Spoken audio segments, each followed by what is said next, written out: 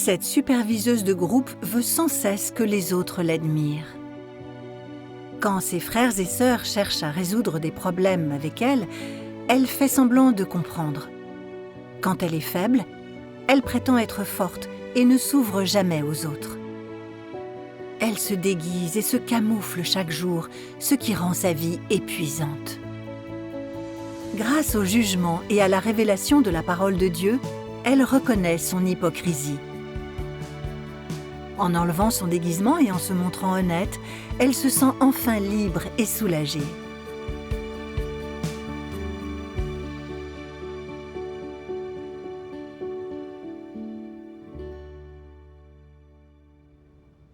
Quand j'ai commencé à superviser l'abreuvement des nouveaux venus, ma partenaire, sœur Changhua, parlait souvent de doctrine et s'affichait en réunion. Bon nombre de nos problèmes n'étaient pas résolus à temps. J'ai signalé son comportement aux dirigeants, qui ont enquêté sur la situation, déterminé qu'elle n'était pas apte pour le poste et qui l'ont renvoyée. Ensuite, j'ai aussi transféré certains membres du groupe inadéquats et échangé avec les autres pour résoudre leurs problèmes. 2 mois plus tard, le travail s'était amélioré et tous se montraient proactifs. Dieu soit loué. Un jour, une lettre des dirigeants a mentionné notre amélioration concernant l'abreuvement. Mes partenaires disaient que je faisais bien mon travail et que je savais résoudre les problèmes des autres. Quand elles avaient des problèmes, elles venaient souvent me voir. Voyant que les dirigeants m'encourageaient et que mes partenaires m'admiraient, j'ai été vraiment ravie. J'ai pensé, il semblerait que j'ai certaines réalités de la vérité et que je sais faire un travail pratique. J'ai commencé à avoir une haute opinion de moi. Comme j'étais la superviseuse et la dirigeante du groupe, j'ai pensé que je devais mieux résoudre les problèmes. À ce moment-là, j'étais surtout responsable du travail d'un groupe. J'échangeais souvent avec les membres pour résoudre les problèmes dans le travail. Et rapidement, nos résultats se sont nettement améliorés. Mais les groupes que mes partenaires supervisaient ne se sont guère améliorés. En particulier le groupe de Mowen, dont les membres ne coopéraient pas bien et où les problèmes restaient irrésolus. Très angoissée, elle m'a demandé « Comment échanges-tu avec eux? Comment obtiens-tu d'aussi bons résultats ?» J'ai répondu en détaillant mes méthodes.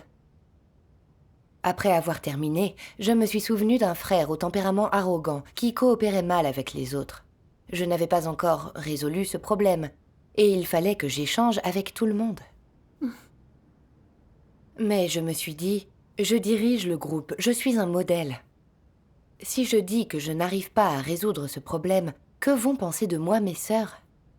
Je viens de parler avec tant d'assurance, si je parle de problèmes que je ne sais pas résoudre, mes sœurs vont me mépriser. Finalement, je n'ai pas eu le courage d'aborder le sujet. Après ça, à plusieurs occasions, quand nous avons discuté du travail ensemble, j'ai beaucoup parlé des problèmes que je résolvais et des résultats obtenus, mais sans dire un mot sur les problèmes irrésolus. Du coup, mes partenaires m'admiraient et pensaient que je savais résoudre les problèmes. Elles disaient même « Tu as certaines réalités de la vérité ». As-tu compris que ta façon de parler était erronée? L'as-tu compris? J'avais alors un peu de conscience, donc j'ai juste dit qu'il y avait des problèmes irrésolus. Plus tard, un groupe a travaillé de façon inefficace. Ses membres rencontraient des difficultés. Alors Mowen m'a dit « J'ai échangé plusieurs fois avec eux, mais je ne parviens pas à les aider. Je me sens négative. » En entendant ça, j'ai baissé la tête et j'ai été mal à l'aise. Parce que j'étais allée les voir sans parvenir à les aider. Je m'étais sentie impuissante. J'avais fait de mon mieux et je ne comprenais pas pourquoi j'avais échoué. T'es-tu alors ouverte et as-tu cherché avec tout le monde? Oui. J'ai voulu m'ouvrir au sujet de mon état. Mais quand j'ai vu Mowen négative, j'ai pensé que si je m'ouvrais au sujet de mes difficultés, j'allais peut-être répandre de la négativité. En outre, j'étais la chef de groupe. Face aux problèmes, je devais tenir le coup, ne pas être négative. C'est alors que Mowen m'a demandé Que devrais-je faire avec ces difficultés? Je n'ai pas su quoi répondre. Je ne savais pas comment échanger avec elle. Mais pour préserver ma bonne image, j'ai serré les dents et dit « Face aux difficultés, il faut se fier à Dieu. Noé a eu du mal à construire l'arche, mais il a réussi en se fiant à Dieu. Nous devons affronter nos problèmes. » Puis j'ai évoqué les difficultés que j'avais jadis rencontrées et expliqué comment j'avais aidé à obtenir de bons résultats. C'était une doctrine creuse. C'est vrai. Des sœurs dépourvues de discernement m'ont même louée pour mon expérience. Mais je n'étais pas du tout satisfaite. Nous n'avions toujours pas résolu les difficultés dans nos travaux récents. Alors n'avais-je pas trompé les gens en disant ça? Mais je me suis dit, en tant que chef de groupe, que pouvais-je faire? Quoi qu'il arrive, je dois tenir bon. À mon corps défendant, j'ai dit, je vais m'occuper de ce problème. Mais je ne savais pas comment faire. J'ai eu l'impression d'être écrasée, sans échappatoire. Mais je n'ai pas osé en parler à mes sœurs. C'est alors que Mowen a dit « Les problèmes récents dans notre travail n'ont pas été résolus. Ne devrions-nous pas y réfléchir ?» Effectivement. Xin-Ming m'a dit « Nous t'admirons depuis longtemps. Nous croyons que tu comprends la vérité et que tu sais résoudre les problèmes, alors nous comptons sur toi, notre état n'est pas le bon. » Oui. Puis Mowen a ajouté « C'est vrai. Depuis qu'on travaille avec toi, tu parles peu de ta corruption. Tu n'évoques que ton entrée positive. Mais en ce moment, alors qu'on a tant de problèmes dans notre travail, on est toutes deux dans un état négatif, mais tu ne montres aucune faiblesse. Es-tu en train de te déguiser ?» Quand je l'ai entendu dire ça, mon cœur s'est serré. Est-ce que tout cela venait du fait que je me déguisais? Encore très désemparée, j'ai pensé. Je suis la dirigeante du groupe. Si je dis que je me sens faible, ne vais-je pas répandre de la négativité? C'est comme à la guerre. Si le général est tué, les soldats ne seront-ils pas vaincus plus vite? Mais ensuite, je me suis dit qu'elle m'admirait et que je les amenais devant moi. Je suivais le mauvais chemin. J'ai su que je devais réfléchir sur moi-même. Oui. Oui. À ce moment-là, j'ai appris que plusieurs autres membres étaient dans un état négatif et voulaient renoncer, ce qui affectait le travail. Confrontée à ces problèmes, je me suis sentie négative. J'étais incapable de résoudre un problème pratique. J'étais comme une fausse ouvrière qui ne faisait aucun travail. Je ne pouvais pas assumer un devoir aussi important. Si je continuais, j'entraverais le travail de l'Église. T'es-tu alors ouverte? As-tu échangé avec les autres sur ces problèmes pour chercher la vérité et les résoudre ensemble? Oui. Non. En fin de compte, je ne m'en sortais plus. Alors j'ai présenté ma démission à mes dirigeants. Après ma démission, j'ai réfléchi sur moi-même.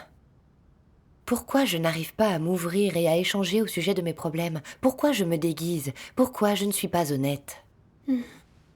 Ensuite, j'ai lu ce passage et j'ai gagné une certaine compréhension de moi-même. Regardons une vidéo de sa lecture. Formidable.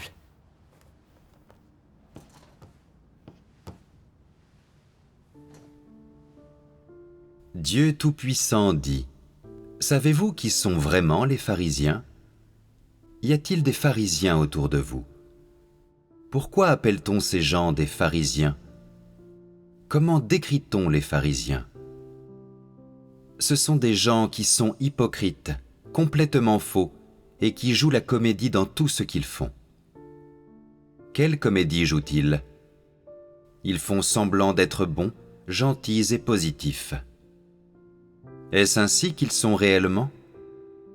Absolument pas. Étant donné qu'ils sont hypocrites, tout ce qui est manifesté et révélé en eux est faux. Tout n'est que simulacre. Ce n'est pas leur vrai visage. Où est caché leur vrai visage? Il est caché au plus profond de leur cœur, pour ne jamais être vu par les autres. Tout ce qui se trouve à l'extérieur est un jeu, tout est faux, mais ils ne peuvent que tromper les gens. ils ne peuvent tromper Dieu. Si les gens ne poursuivent pas la vérité, s'ils ne pratiquent pas et n'expérimentent pas les paroles de Dieu, alors ils ne peuvent pas vraiment comprendre la vérité, et donc, même si leurs paroles sonnent bien, ces paroles ne sont pas la réalité de la vérité, mais des paroles de doctrine. Certains ne font que répéter des mots de doctrine. Ils singent celui qui prêche les sermons les plus élevés, avec pour résultat qu'en l'espace de quelques années seulement, leur récitation de la doctrine devient de plus en plus élevée, et ils sont admirés et vénérés par beaucoup de monde.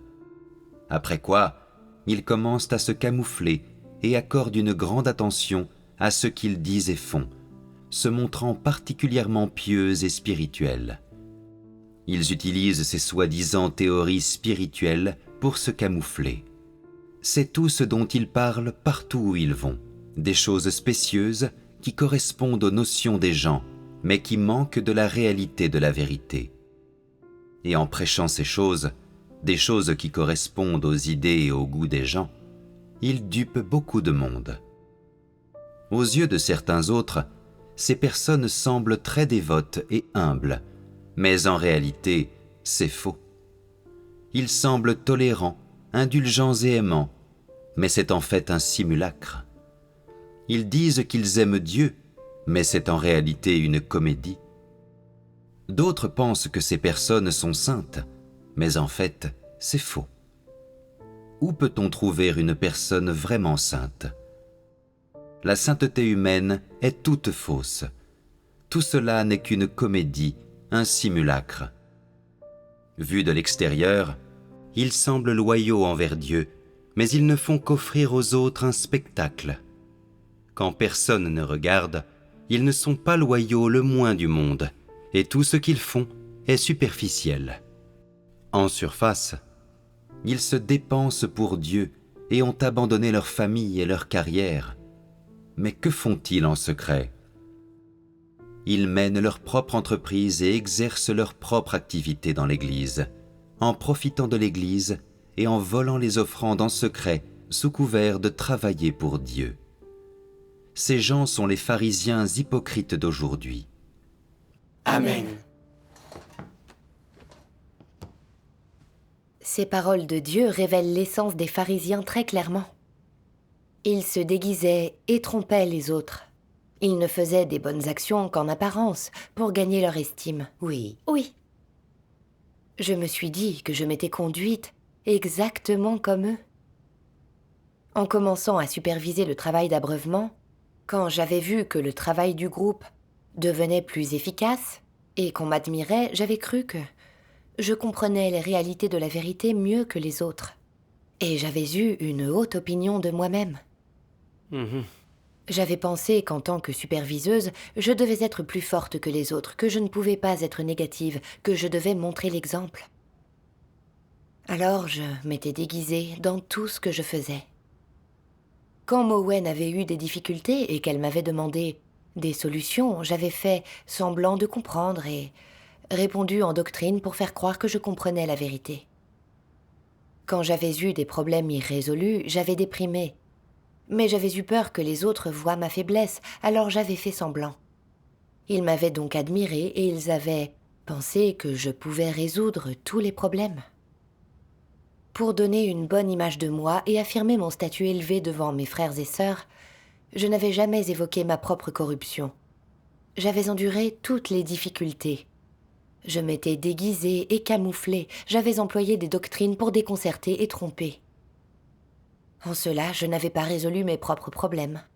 Mais surtout, j'avais entravé le travail de l'Église. J'avais nui aux autres. J'avais suivi le chemin des pharisiens hypocrites. Ce n'est qu'alors que j'ai compris ce que disait Dieu. Être une personne ordinaire a un sens. Vous pouvez vivre sans anxiété et avoir la joie et la paix. C'est le bon chemin dans la vie. Si vous voulez toujours être exceptionnel, supérieur, alors vous vous jetez au loup, vous vous mettez vous-même dans le hachoir à viande et vous vous compliquez la vie. Amen. Ces paroles de Dieu sont si réelles. Vouloir être admiré par les autres et leur être supérieur ne mène qu'à vivre dans la souffrance. Oui. Ce n'est qu'en renonçant au statut, en poursuivant l'honnêteté, en étant ordinaire et terre à terre, que l'on peut se conduire librement et éprouver paix et sécurité. Oui. J'ai aussi fait cette expérience. Quand on peut s'ouvrir aux autres de ses faiblesses et de ses difficultés et ne pas se déguiser, la vie n'est pas aussi épuisante. Oui. Oui. Il y a beaucoup à gagner en s'ouvrant et en échangeant. On en vient à comprendre certains problèmes. Et quand il y a des déviations dans notre devoir, on peut vite les découvrir. Oui. En réfléchissant, j'ai également compris que mon point de vue était erroné. J'avais cru que m'ouvrir au sujet de mes faiblesses, c'était répandre de la négativité, alors je n'avais pas osé. En fait, je n'avais pas compris ce que signifiait s'ouvrir et répandre de la négativité. Je confondais ces concepts. Plus tard, j'ai cherché des paroles de Dieu pertinentes. Je vais vous les lire. D'accord. Voyons d'abord comment on doit comprendre et identifier le fait d'exsuder la négativité. Comment la négativité des gens doit être distinguée. Quelles remarques et manifestations en eux exsudent la négativité. Avant tout, la négativité que les gens exsudent n'est pas positive. C'est quelque chose de défavorable qui contredit la vérité. C'est quelque chose qui est produit par leur tempérament corrompu. Un tempérament corrompu est un obstacle à la pratique de la vérité. Et à cause de ces difficultés, de ces pensées négatives, d'autres choses négatives sont révélées en eux. Ces choses sont produites dans le contexte de leur tentative de pratique de la vérité. Ces pensées affectent et entravent les gens quand ils essaient de pratiquer la vérité. Et ce sont des choses complètement négatives. Même quand ces pensées négatives semblent raisonnables et en accord avec les notions de l'homme, elles ne viennent pas de la compréhension et de l'expérience des paroles de Dieu. Elles sont en fait produites par l'esprit humain et ne sont pas du tout en accord avec la vérité, et il s'agit donc de choses négatives, adverses. L'intention des gens qui exsudent la négativité est de trouver de nombreuses raisons objectives expliquant leur incapacité à pratiquer la vérité, afin de gagner la compassion des autres. À des degrés divers, cela affecte et attaque le désir des gens de pratiquer la vérité, et peut même les empêcher de pratiquer la vérité. Ces conséquences et effets défavorables font que ces choses négatives méritent encore plus d'être définies comme adverses, résistantes à Dieu et totalement hostiles à la vérité. Certains ne voient pas l'essence de la négativité et pensent qu'être souvent négatif est normal, que cela n'affecte pas beaucoup leur poursuite de la vérité. C'est faux, en fait, cela a un effet vraiment important. Et si la négativité devient trop lourde à supporter, elle peut facilement devenir de la trahison. Cette conséquence terrible n'est due à rien d'autre qu'à la négativité. Alors comment doit-on identifier et comprendre l'émission de négativité? En termes simples, exsuder la négativité, c'est tromper les gens et les empêcher de pratiquer la vérité. C'est utiliser des méthodes en apparence normales pour tromper les gens et les faire trébucher. Cela leur est-il préjudiciable? En fait, cela leur est préjudiciable. Par conséquent, exsuder la négativité est quelque chose de défavorable qui est condamné par Dieu. Voilà l'interprétation la plus simple du fait d'exsuder la négativité. La négativité n'englobe-t-elle pas le défi, l'insatisfaction, les griefs et le ressentiment des gens? Il y a aussi des choses très sérieuses, comme l'opposition, la résistance et même la polémique. Les remarques qui contiennent ces éléments peuvent être caractérisées comme dégageant de la négativité. Partager et communiquer des expériences signifie échanger sur tes expériences et ta connaissance des paroles de Dieu. Donner voix à chaque pensée dans ton cœur, à ton état d'être et au tempérament corrompu qui se révèle en toi, et laisser les autres les discerner puis résoudre le problème en échangeant. Ce n'est que lorsque les expériences sont partagées de cette manière que chacun profite. Seulement cela est la vraie vie d'Église. Amen. Amen. Amen. Après avoir lu cela, j'ai compris. Répandre de la négativité, signifie exprimer avec ses motivations et tempéraments corrompus son insatisfaction vis-à-vis du travail de l'Église et ses récriminations envers Dieu, de sorte que les autres acquièrent des notions ou cessent de vouloir suivre Dieu et faire leur devoir. Oui. Par exemple, si une personne est émondée et traitée, elle peut argumenter et se plaindre, de sorte que les autres acquièrent des incompréhensions sur Dieu. C'est là répandre de la négativité. Oui. Mais s'ouvrir, c'est être honnête, ce n'est pas simplement échanger sur son expérience de la pratique de la vérité. On doit aussi s'ouvrir au sujet de sa corruption, de ses difficultés, de ses défauts, des adultérations et mauvaises intentions dans son devoir, les montrer à tous pour qu'ils puissent les discerner. Exactement. En s'ouvrant, le but est de chercher la vérité pour résoudre ses problèmes et difficultés et ses tempéraments corrompus. C'est une sorte de pratique positive. Oui. Si on rencontre des difficultés dans son devoir et qu'on s'ouvre aux autres pour chercher la vérité ensemble, c'est pratiquer la vérité et non répandre de la négativité. C'est vrai. Ton échange me fait comprendre qu'entre le fait de s'ouvrir ou de répandre de la négativité, les résultats ne sont pas les mêmes. Il s'agit de choses vraiment différentes. Quand on comprend clairement cet aspect de la vérité, on sait la pratiquer. C'est vrai. Quand j'ai compris cette vérité, je me suis ouverte au sujet de ma corruption et de mes défauts dans mon devoir, et j'ai cherché la vérité avec les autres. Lentement, mon état a commencé à s'améliorer et j'ai été plus efficace dans mon devoir. Dieu soit loué. Plus tard, mes dirigeants ont vu que je m'étais repentie, que je me connaissais. Et ils m'ont demandé si je pouvais reprendre mon travail de superviseuse de l'abreuvement des nouveaux. Ça m'a émue. Je n'aurais jamais cru avoir l'occasion de reprendre ce devoir. Oui. Oui. J'ai été reconnaissante à Dieu et prête à assumer mes responsabilités. Amen. Ensuite, j'ai cru de plus en plus en mon honnêteté. Et m'ouvrir ne m'a plus semblé difficile. Au bout d'un moment, Xin-Ming m'a dit « Je crois que tu as un peu changé. C'est formidable que tu pratiques la vérité en t'ouvrant ainsi. » Dieu soit loué. J'ai été ravie de l'entendre dire ça et j'ai eu l'impression que j'étais parvenue à changer. Mais même les meilleures choses ont une fin. Bientôt, mon problème est réapparu tambour battant. À la fin d'une réunion, j'ai demandé si quelqu'un avait des questions. Une sœur a dit qu'elle avait des difficultés dans son devoir, qu'elle ne savait pas quoi faire, et elle m'a demandé de l'aider. Ne trouvant pas de bonne réponse, j'ai demandé aux autres. Un frère a proposé une solution, tout le monde a acquiescé et j'ai aussi été d'accord. La sœur a dit « Ta solution est formidable, pourquoi n'y ai-je pas pensé ?» J'ai failli lui répondre « Je n'y ai pas songé non plus. » Mais j'ai pensé « Je suis la superviseuse, si je dis ça, que va-t-on penser de moi ?» Dira-t-on que je ne gère pas aussi bien les problèmes que mes frères et sœurs? Alors, je me suis attribué le mérite de la solution proposée en ajoutant quelques conseils de mon cru. Après mon échange, la sœur a dit « Désormais, j'ai un chemin. » L'ayant entendu dire ça, je me suis sentie mal et j'ai pensé « Je suis en train de les tromper. Pourquoi suis-je en train de me déguiser ?» Ensuite, j'ai commencé à réfléchir sur moi-même et j'ai mangé et bu des paroles de Dieu liées à mon état. Je vais les lire. D'accord.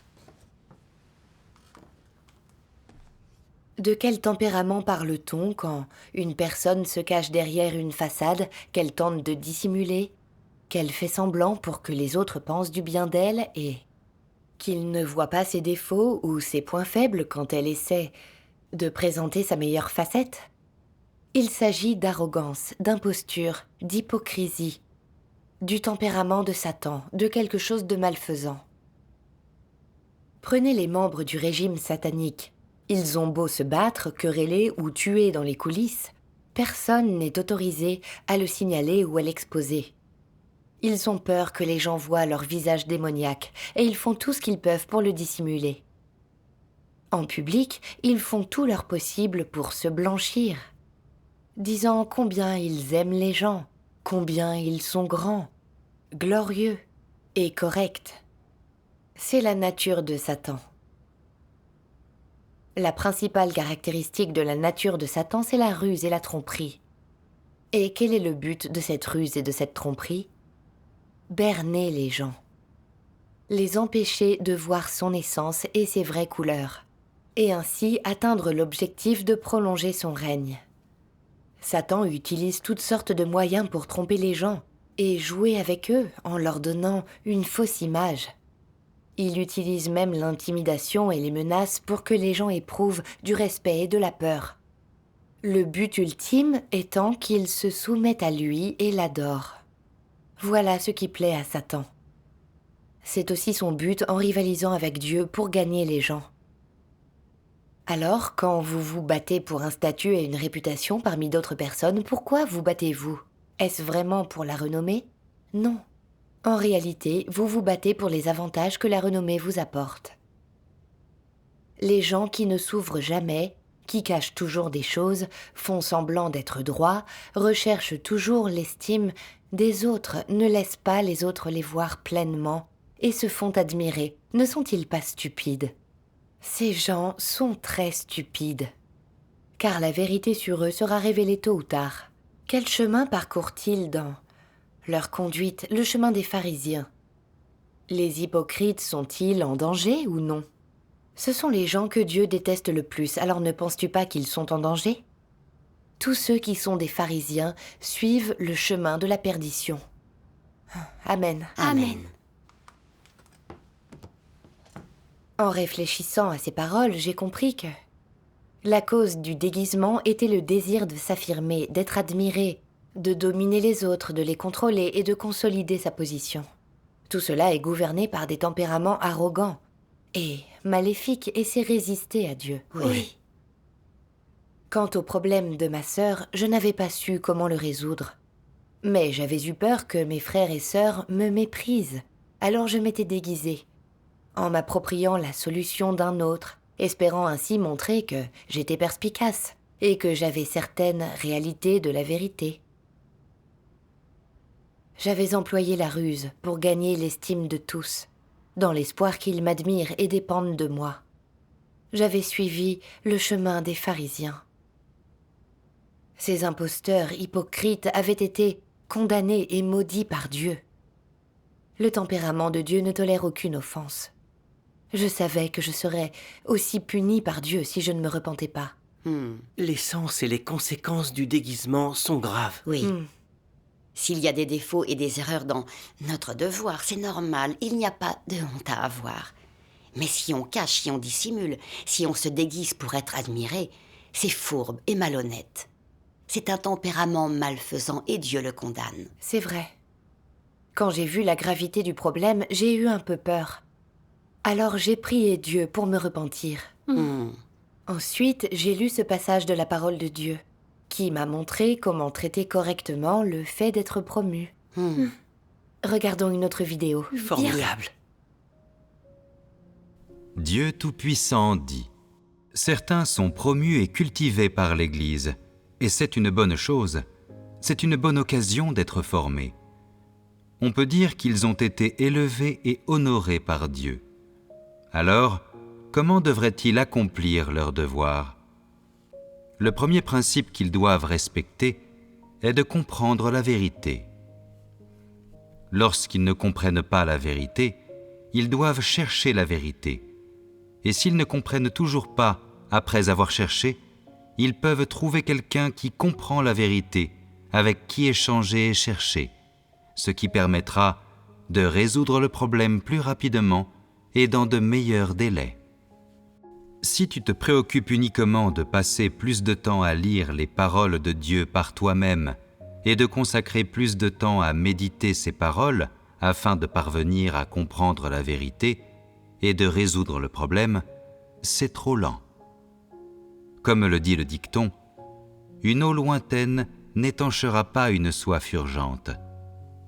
Si en ce qui concerne la vérité, tu souhaites faire des progrès rapides, alors il faut que tu apprennes à travailler en harmonie avec les autres, à poser plus de questions et à rechercher davantage. Ce n'est qu'alors que ta vie grandira rapidement et que tu pourras résoudre les problèmes promptement, sans aucun retard. Parce que tu viens juste d'être promu, que tu es toujours en probation, que tu ne comprends pas vraiment la vérité et ne possèdes pas la réalité de la vérité, parce que tu n'as toujours pas cette stature, ne pense pas que ta promotion signifie que tu possèdes la réalité de la vérité. Ce n'est pas le cas. Si tu es promu et encouragé, c'est simplement parce que tu as le sentiment d'avoir un fardeau dans le travail et que tu possèdes le calibre d'un dirigeant. Tu dois avoir ce sens. Si, ayant été promu et utilisé, tu occupes un poste de dirigeant ou d'ouvrier et que tu crois que tu as la réalité de la vérité et que tu es quelqu'un qui poursuit la vérité, et si, quels que soient les problèmes que rencontrent les frères et sœurs, tu prétends les comprendre et tu te prétends spirituel, alors c'est une façon d'être qui est stupide et semblable à celle des pharisiens hypocrites. Tu dois parler et réagir honnêtement. Lorsque tu ne comprends pas, tu peux demander aux autres ou chercher des réponses et de l'échange auprès du supérieur. Il n'y a rien de honteux dans tout cela. Même si tu ne demandes rien, le supérieur connaîtra tout de même ta véritable stature et saura que la réalité de la vérité est absente chez toi. La recherche et l'échange, voilà ce que tu dois faire. C'est là l'esprit que l'on devrait trouver dans l'humanité normale et le principe auquel devraient adhérer les dirigeants et les ouvriers. Il n'y a pas là de quoi être gêné. Si tu penses qu'une fois que tu es un dirigeant, il est honteux de toujours poser des questions aux autres ou aux supérieurs, ou de ne pas comprendre les principes, et si en conséquence tu joues la comédie en faisant semblant de comprendre, de savoir, d'être capable de travailler, de pouvoir faire n'importe quel travail d'église, et en prétendant n'avoir besoin de personne pour te le rappeler ou échanger avec toi, ni pour subvenir à tes besoins ou te soutenir, alors c'est dangereux, et c'est être trop arrogant et suffisant, trop dépourvu de raison. Tu ne connais même pas ta propre mesure, et cela ne fait-il pas de toi un idiot ? De telles personnes ne remplissent pas vraiment les critères pour être promues et cultivées par la maison de Dieu, et tôt ou tard, elles seront remplacées ou chassées. Amen. Après avoir lu ces paroles de Dieu, j'ai compris. Dieu ne veut pas que je sois une experte. Il veut que j'aie de bonnes intentions dans mon devoir, que j'accomplisse bien mon devoir. Et peu importe mes insuffisances, que j'échange avec les autres et que je coopère en harmonie. Voilà comment agir avec raison. Oui.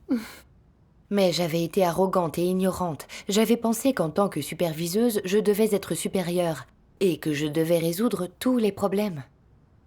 De ce fait, je m'étais déguisée et j'avais prétendu comprendre les choses. Je m'étais épuisée et j'avais entravé le travail de l'Église. Je n'avais eu aucune honte et mes points de vue avaient été ridicules et absurdes.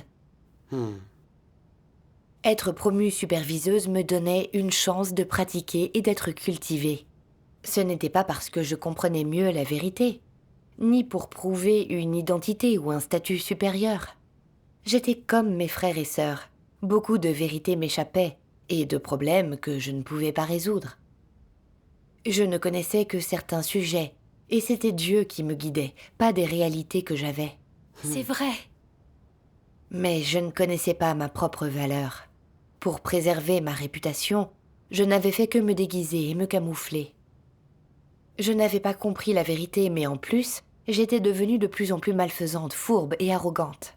J'avais été si stupide. Quand j'ai compris ça, je me suis juré de ne plus me déguiser et de ne plus me tromper moi-même. Je veux pratiquer l'honnêteté et assumer mes responsabilités. Amen. Quelques jours plus tard, alors qu'on discutait du travail, Xingming a dit qu'elle avait vu un nouveau venu qui progressait vite. J'ai vite répondu « C'est moi qui abreuve ce nouveau ». Juste après, je me suis dit « Ne suis-je pas en train de m'afficher ?» Je dois m'ouvrir et m'exposer. Puis j'ai pensé, c'est embarrassant. Xin Ming va-t-elle penser que je suis déraisonnable, qu'à la moindre occasion, je m'affiche pour qu'on me remarque? J'ai compris que j'allais de nouveau me déguiser. Alors j'ai vite prié Dieu pour qu'il me guide à renoncer à moi. Alors j'ai eu le courage de m'ouvrir et d'exposer mes intentions d'exaltation et de mise en valeur. Xin Ming a dit « Nous nous en étions rendus compte. Si tu peux t'ouvrir au sujet de toi-même, tu pratiques l'honnêteté. » C'est vrai. J'ai eu honte quand je l'ai entendu. Mais j'ai aussi senti que si je ne me déguisais pas et m'ouvrais toujours ainsi, j'allais ressentir du soulagement. Dieu soit loué. C'est bien de pratiquer comme ça. C'est vrai. Après tout ça, j'ai vu un fait clairement. Autrefois, je n'avais jamais exposé ma corruption, je m'étais déguisée. Et je pensais que si on ne s'en rendait pas compte, je pourrais préserver mon image. Mais en fait, je m'étais trompée et c'était vraiment stupide. C'est vrai. C'est vrai. C'est vrai. Dieu voit tout. J'ai beau faire semblant, Dieu voit les choses clairement et je finirai par être révélée. De plus, les autres comprennent la vérité en entendant les paroles de Dieu. Ils sont plus aptes à discerner les gens et voient plus clairement les manifestations de tempérament satanique. Qu'importe le déguisement, ceux qui comprennent la vérité savent le discerner. Exactement. Je suis plus convaincue que jamais que seuls ceux qui poursuivent la vérité et qui sont purs et honnêtes de façon terre à terre sont en fait des gens sages que Dieu et les autres aiment et seuls, cela est le chemin de lumière que Dieu nous a indiqué. C'est vrai. Dieu soit loué.